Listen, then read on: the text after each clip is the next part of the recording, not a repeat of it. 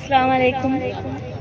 मैं इसरार अताउल्लाह की बहन शमसा, मेरे भाई 12 मार्च 2023 को घर से 1:30 बजे रात को उठा लिया गया।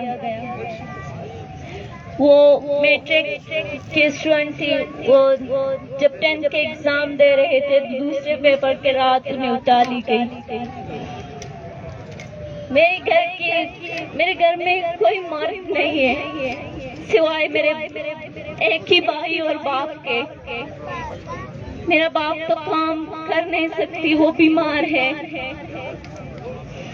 मेरे घर की सारी जिम्मेदारियां मेरे भाई के ऊपर थी और उसे भी उठा लिया गया।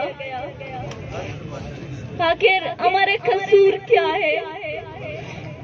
इस 18 साल के बच्चे का कसूर क्या है जो आप उन्हें नींद से उठा के ले जाते हो? हमारा कसूर यही है कि हम बलोच हैं। हम आपसे कोई वसाइल मांगने नहीं आए, न कि आपसे तरक्की मांगने आए हैं।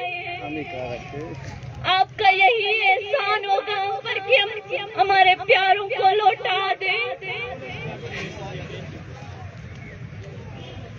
मेरी माँ रोज रो रो के हर दिन अपने बेटे के इंतजार में गुजारती है। रात में वो सोती नहीं कि कहीं न कहीं मेरे बेटे का कोई खबर आएगा तो मैं सो रही होंगी, मैं उसे देख नहीं पाऊंगी।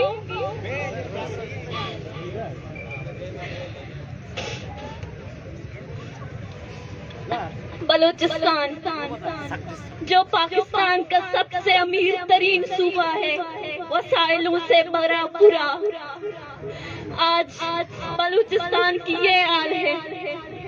बलूचिस्तान के सारे यहाँ देखो, जो माँ, बेटियां, बहनें, भाई जो बेटे हैं, उनके हाथों में तस्वीरें भी हैं। जिनके पढ़ाई के दौर है, वो हाथों में तस्वीरें लेकर सड़कों में ठोकरें खा रही है। मैं कभी घर से नहीं निकली बिना अपने माँ के। आज गुर्बत से लेकर यहाँ इस्लामाबाद सिर्फ अपने भाई के लिए निकली। आखिर कसूर क्या है हमारा? अगर हमारे भाइयों ने कोई गुनाह किया है, उनका कोई कसूर है, तो उन्हें अदालतों में पेश करें, सबूत पेश करें कि उन्हें क्या क्या है।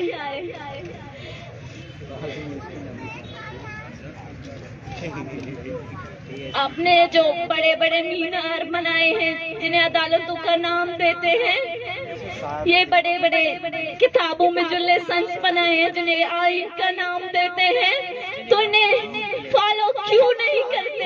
क्यों उनके हिसाब से नहीं चलते?